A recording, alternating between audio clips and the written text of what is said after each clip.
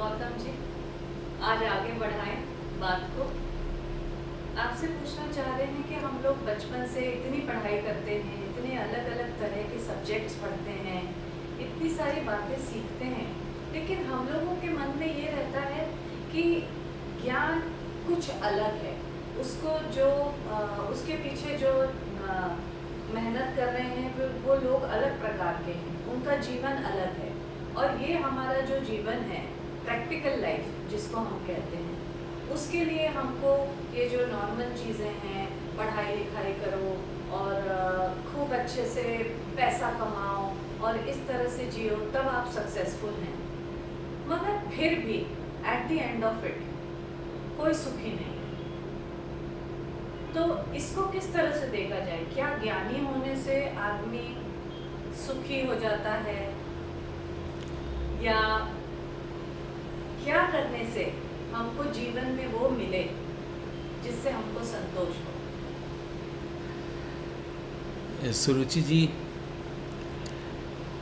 प्रश्न की जो क्वालिटी है उससे हम एक अच्छी बात ये देख रहे हैं, अभी हम दोनों देख सकते हैं कि ये एक तरह से प्रश्न पूछना और उत्तर देने जैसी स्थिति नहीं बन रही है। क्योंकि जब प्रश्न पूछा जाता है और उत्तर दिया जाता है, एक इंटरव्यूई होता है, एक इंटरव्यूअर होता है, तो वहाँ कम्युनिकेशन तो हो जाता है, लेकिन वहाँ पर कॉन्करेंट होने वाली सिचुएशन नहीं बनती है। दो व्यक्तियों में संवाद स्थापित नहीं होता है। वहाँ पर ये भ्रम होता है कि कोई प्रश्न पूछ रहा है और कोई उत्तर दे रहा है तो संवाद है।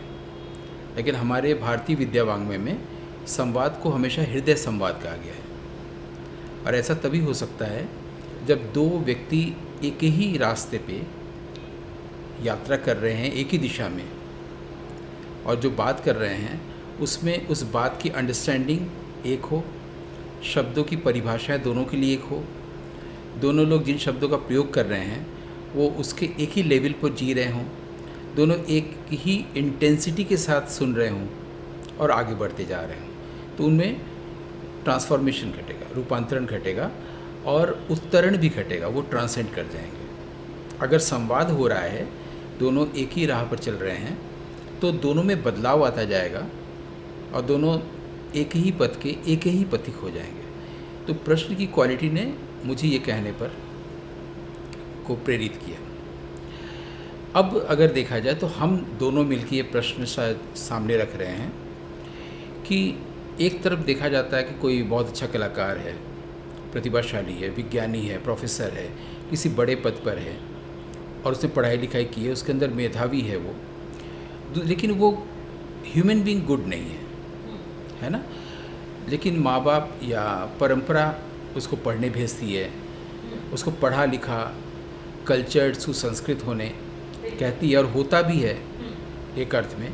लेकिन इसके बावजूद उसकी ऐसी चीज़ें सामने आती है, खुद वो भी आश्चर्यचकित रहता है और पूरा परिवेश भी, कि उसकी बुराइयाँ तो जैसी थी वैसी रह गई, है ना। कोई बच्चा अगर बचपन में ऑब्सेस्ड था, डरा हुआ था या बहुत गुस्सा करता था या न्यूरोटिक था, तो प्रोफेसर होने के बाद भी या स्पिरिचुअल मास्टर होने के बाद भी वो सारी चीज़ उसमें रह गई। इसका मतलब ये हुआ कि उसके अंदर जो कुछ भी आवरण या पोशाक चढ़ता गया, ज्ञान का या विद्या का या किसी भी चीज़ का, भीतर वाली स्थिति वही रह गई, माइंड तो वही रह गया ना। तो इसको एक दो तरीके से हम लोग देख सकते हैं। पहला ऐसे देख सकते हैं कि प्रकृति कुछ काम करती है संसार में। प्रकृति का काम है इवोल्यूशन, विकास क्रम। उस विकास क्रम में वो मनुष्य को वहाँ तक ले आई है जहाँ पर आके इवोल्यूशन समाप्त हो जाता है। इसको हम कहेंगे बायोलॉजिकल इवोल्यूशन, यानी या मैटर का इवोल्यूशन, जो पदार्थ है, मैटर। लेकिन हम लोग बात कर रहे हैं माइंड की। तो प्रिमिटिव एज में जैसा माइंड होता था, हम लोग जो सुने हैं, पढ़े हैं, आज भी वही देख रहे हैं। पहले भी आदमी बार्बरिक था, भीड़ में रहता था, सुरक्षित महसूस करता था। आज वही भीड़ मॉब लिंचिंग कर रही है, तो उसके भीतर का माइंड तो वही रह गया। 2500-3000 सालों में सभ्यताएं बदलती गई और इसको सभ्यताएं कही गई। सिंधु सभ्यता, वैदिक सभ्यता, उत्तर वैदिक सभ्यता, मुगल सभ्यता, ब्रिटिश सभ्यता, फिर आधुनिक सभ्यता, है ना। जी। लेकिन मनुष्य सभ्य नहीं हुआ, है ना। तो ये यानी माइंड का इवोल्यूशन नहीं हुआ है, अच्छा। और माइंड का इवोल्यूशन प्रकृति नहीं करेगी, आदमी को खुद से करना होगा, है ना। जैसे बुद्ध ने किया, कबीर ने किया, वैदिक ऋषियों ने किया, तो प्रकृति ने आकर के नहीं किया, प्रकृति ने बायोलॉजिकल इवोल्यूशन कर दिया है मैटर का।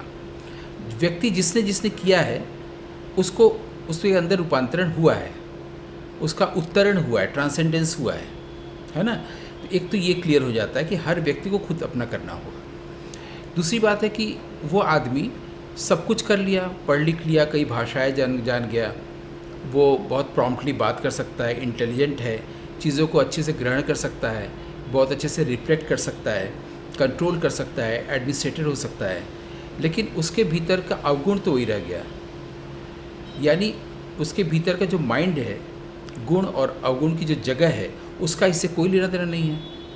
यानी हमने बहुत अगर किताब पढ़ ली है और मेरे पास पूरे वेद की समझ आ गई है, का मतलब ये नहीं है कि मैंने अपने भय को, अपने दुख को, अपनी घृणा को या प्यार पाने की आकुलता, इन सब प्रॉब्लम्स को सॉल्व कर दिया है। हमारे मेटाफिजिकल क्वेश्चंस बनाए गए हैं, problem of evil, problem of suffering, problem of love, problem of fear, ये सब विश्व के मेटाफिजिकल क्वेश्चंस हैं। इसको आदमी सुलझाता आ रहा है, जो दार्शनिक हैं, जो ऋषि मुनि हैं, करते आ रहे हैं पिछले 2,500 3 हज़ार साल से। रास्ता नहीं निकल पाया है अभी तक। इस पर वो काम नहीं किया ना। क्यों नहीं काम किया? क्योंकि उससे लगता है कि मैं अगर अपना डर हटाऊंगा, अपना दुख हटाऊंगा, तो मुझे आराम तो मिलेगा, लेकिन समाज में मेरी कोई स्थिति नहीं बनेगी। वो ये सोचता है, वो सोचता है मैं बड़े पद पर जाऊंगा, ज़्यादा पैसा कमाऊंगा, तो शायद हमारी प्रभुता लोग स्वीकार करेंगे। लेकिन मैं अगर अपना अवगुण हटाऊंगा, इम्प्योरिटीज़ ऑफ माइंड को हटा देंगे और गुड ह्यूमन बीइंग होंगे, शायद मुझे महत्व नहीं मिले। ये उसकी सोच है आदमी की। अच्छा। उसने अपने आप को एक ऐसे समाज में पाया है जहाँ पर कि उसको महत्व मिलना चाहिए। वो ये सोचता है कि मुझे महत्व मिले। महत्व पाने के लिए वो शक्ति चाहता है, अब वो राजनीतिक हो, सामाजिक हो या आध्यात्मिक हो, है ना। तो ये जो पाना चाहता है, वो क्या चाहता है, वो कैसे बिहेव कर रहा है, वो एक हम लोग फॉर्मूला में इसको देख सकते हैं। What we behave, what we act shows the way we think, है ना। हम कैसे सोचते हैं पता चल जाता है। What we think shows the way we want, हम क्या सोचते हैं ये बता देता है कि हम क्या चाहते हैं। What we want shows the scarcity, the lacking in us, inside, हमारे अंदर किस चीज़ की कमी है जिसके लिए हम कुछ चाहते हैं, है, ठीक है। और जो चीज़ हम में कमी है उसको कॉम्पेंसेट करता हुआ हमारा बिहेवियर होता है। तो हमारा जो बिहेवियर एक्शन है वो हमारी क्षति की पूर्ति करता हुआ एक एक्शन है। तो ये बिहेवियर एक एबनॉर्मल बिहेवियर है। ये फ्रॉइड और युंग और एडलर ने नहीं कहा है, ये बहुत कॉमन सेंस से देखा जा सकता है कि एक आदमी जो भी बिहेव कर रहा है वो दरअसल अपने किसी भीतर की कमी को कॉम्पेंसेट करता है। उसको लगता है कि मेरे पास अगर इस चीज़ की शक्ति हो जाए, इस चीज़ की संपन्नता हो जाए, तो मेरी कमी पूरी हो जाएगी। तो वो नहीं हो पाती है, इसलिए उसका वो बिहेवियर सामने आ जाता है जो उसकी कमी है, जो कॉम्प्लेक्स है। अच्छा, अब यहाँ पर है कि लोग इसको बोलते हैं कि जो उसके भीतर की कमी है उसके प्रति वो अवेयर नहीं है, जागा हुआ नहीं है, ये उसके सबकॉन्शियस माइंड में है, वो अनकॉन्शियस है अपने सबकॉन्शियस के प्रति। तो ये जो कॉन्शियस, सबकॉन्शियस, अनकॉन्शियस का जो भेद है, ये डिफेक्ट है। ये सोची डिफेक्ट है। ये हमारे यहाँ पश्चिमी मनोविज्ञान से आया है, जिससे हम लोगों ने ये जाना है कि हम लोग के अंदर एक चेतना के 3 स्तर होते हैं, है ना, कि चेतन, अवचेतन, अचेतन। ये डिफेक्ट है, ये सही नहीं है। भारतीय मनोविज्ञान कुछ और कहता है। भारतीय मनोविज्ञान मन को दूसरे ढंग से देखता है और कहता है कि मन में गुण हो या अवगुण हो, मन अपने आप में इम्प्योरिटी है। मन अपने आप में मन ही नहीं होना चाहिए, मन ही इम्प्योरिटी है, भले उसमें गुण हो या अवगुण हो। आप अवगुण को हटाने की कोशिश मत करिए और गुण को लाने की कोशिश मत करिए। आप नेगेटिव थॉट को हटा के पॉजिटिव थॉट, पॉजिटिव थिंकिंग मत करिए। Thinking itself is an impurity, disease है वो। हाँ, कि आप जो सोच रहे हैं, थिंकिंग कर रहे हैं, यही एक इम्प्योरिटी है।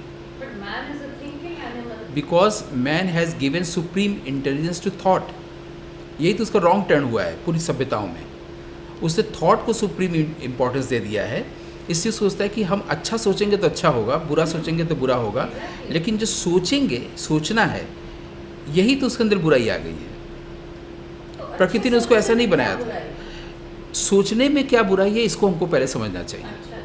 जब वो सोच रहा है, सोचने से वो थिंकर हो रहा है। There is thought so there is thinker. Actually thinker का कोई एग्जिस्टेंस नहीं है। थॉट के कारण थिंकर आया है, तो उसके पास ये गलतफहमी हो गई कि ही इज़ ए थिंकर। वो एनालिसिस करता है इसलिए एनालाइजर हुआ है, वो ऑब्जर्व करता है इसलिए ऑब्जर्वर हुआ है। ऑब्जर्वर, एनालाइजर, थिंकर कोई एग्जिस्ट ही नहीं करता उसके भीतर। वो मान लिया कि उसके भीतर कोई है, वो साइंटिस्ट है, वो आर्टिस्ट है, वो ऑब्जर्वर है। दरअसल ये थॉट के कारण हुआ है। थॉट ने उसको इल्यूशन दिया है कि वो थिंकर है। कर्ता भाव का, कर्ता होने का जो भाव है उसने थॉट ने दिया है। अगर वो थिंक नहीं करेगा तो थिंकर या कर्ता भाव नहीं होगा। और कर्ता भाव का नहीं होना क्या स्थिति है, वही मनुष्य प्रकृति ने बनाया है। थॉट तो होगा ही नहीं, उसने रॉन्ग टर्न ले लिया है इस पूरे 3000 सालों में। बिना थॉट का माइंड कैसे हो? बिना थॉट का माइंड भी हो सकता है, ये एक संभावना है, ये एक वैज्ञानिक संभावना है, और इसको लोगों ने करके दिखाया है। बुद्धिज़्म में जब कहा जाता है नो माइंड, वो दरअसल यही है। और जितने ऋषि मुनि योगी हैं विश्व में, वो दरअसल नो माइंड की स्टेटस को पाना चाहते हैं, और उसी के लिए सारा योग, सारी धारणा, ध्यान, तपस्या, मेडिटेशन, सारी चीज़ें। पर आज तक जो इतना डेवलपमेंट पूरी दुनिया वही में तो हम हुआ देखते हैं कि है, थॉट कितना इम्पोर्टेंट है। हम लोग कहते हैं विचार की शक्ति होनी चाहिए। सोक्रेटिस का विचार, निश्चय का विचार, कांट का विचार बोलते हैं ना, हाँ, ये हम लोग सोचने की गलत पद्धति में चले गए हैं। अच्छा, हाँ, जब माइंड में थॉट नहीं है, हाँ, हाँ, दरअसल माइंड में थॉट नहीं है, सेंटेंस का सिंटैक्स ही गलत है। Thought itself is mind. Thought यदि नहीं है तो माइंड का एग्जिस्टेंस ही नहीं है। तो फिर क्या है? हार्ट। अब Man ये is- तो आपने और एक नई मैन बात इज कही। गिफ्टेड विथ हार्ट, जो उसका एक अविभाज्य अंग है। ब्रेन है, ब्रेन का काम है कॉन्स्टेंटली चीज़ों को रजिस्टर करना। और उस वो जो रजिस्ट्रेशन चल रहा है उसके भीतर ब्रेन में, कांस्टेंट रजिस्ट्रेशन, उस रजिस्ट्रेशन में एक चीज़ जुड़ गया है कि ये अच्छा लगना या अच्छा नहीं लगना। मान लीजिए आपने कुछ बिहेव किया मेरे साथ, मुझे अच्छा लगा या नहीं अच्छा लगा, तो उसका एक इम्प्रिंट हमारे यहाँ बन जाता है, इम्प्रेशन। जी, और उस इम्प्रेशन के अनुसार फिर मैं आपको देखने लगता हूँ। जी, माइंड ऐसे पैदा हुआ, थॉट ऐसे पैदा हुआ। ये ऐसा संभव है कि मैं आपसे बात करूं और उसका कोई इम्प्रेशन ना हो, और भूल जाऊं मैं। नहीं मैंने आपसे नहीं, बात की। वो सही मेमोरी बनेगी। आपको कभी डिमेंशिया नहीं होगा, क्योंकि आप इम्प्रिंट के प्रति अवेयर हैं, इम्प्रेशन नहीं बनने दे रहे हैं, तो ब्रेन आपका एवर फ्रेश रहेगा सारा जीवन। ऐसा करने से ब्रेन सेल्स में म्यूटेशन पॉसिबल है। जो हम लोग के अंदर सेनिलिटी आती है, एजिंग आती है, आप चाहें तो उस सेनिलिटी को थोड़ा दूर तक डिले कर सकते हैं, और ब्रेन फ्रेश रहेगा। ब्रेन हमेशा बर्डन फील करता है इसी गार्बेज के कारण, थॉट के कारण। उस थॉट के कारण वो डरा हुआ है, थॉट के कारण वो दुखी है, थॉट के कारण उसको लगता है कि उसके पास प्रेम का अभाव है, थॉट के कारण उसको लगता है कि इविल बहुत दुनिया में बुराई है। ये सारा चीज़ उसका अपना वेब है, मकड़ जाल है, उसने क्रिएट किया पर है। आप सिर्फ माइंड की बात कर रहे हैं, वो थॉट नहीं लाएगा तो वो कैसे अपना पेट भरेगा, वो कैसे अपनी दिनचर्या देखिए, करेगा? थॉट को दो तरीके से कह रहे हैं। एक तो क्रोनोलॉजिकल थिंकिंग होता है, क्रोनोलॉजिकल थॉट। अगर आप मुझसे पूछें कि कब मैंने हाई स्कूल किया, मैं कहूँगा कि इस ईयर में मैंने हाई स्कूल किया है। ये नेचुरल है, ये क्रोनोलॉजिकल है। मुझे अगर कोई भाषा सीखनी है, फ्रेंच या जर्मन, तो एक ख़ास टाइम लगेगा, है ना। तो जी। वो टाइम, वो मेमोरी, हाँ, वो थिंकिंग बिल्कुल ठीक है। हाँ, यहाँ पर मैं बात कर रहा हूँ साइकोलॉजिकल थॉट की, इमोशनल थॉट की। करेक्ट, कि बचपन में मुझे यहाँ पर कार्बंकल फोड़ा हुआ था, राइट, और 40 साल के बाद मुझे थोड़ा थोड़ा दर्द हो रहा है, तो वो इम्प्रेशन बचपन का है, और मैं अभी डरने लगा। यस, इसको मैं माइंड कह रहा हूँ। ओके, ओके, ओके, ये नुकसानदेह साइकोलॉजिकल Okay, इम्प्रेशंस impressions. से जो थॉट बना है वो माइंड है। Got it. तो इसको हटाने के लिए मेडिटेशन लोग करते हैं, पूरी दुनिया में किया जाता है।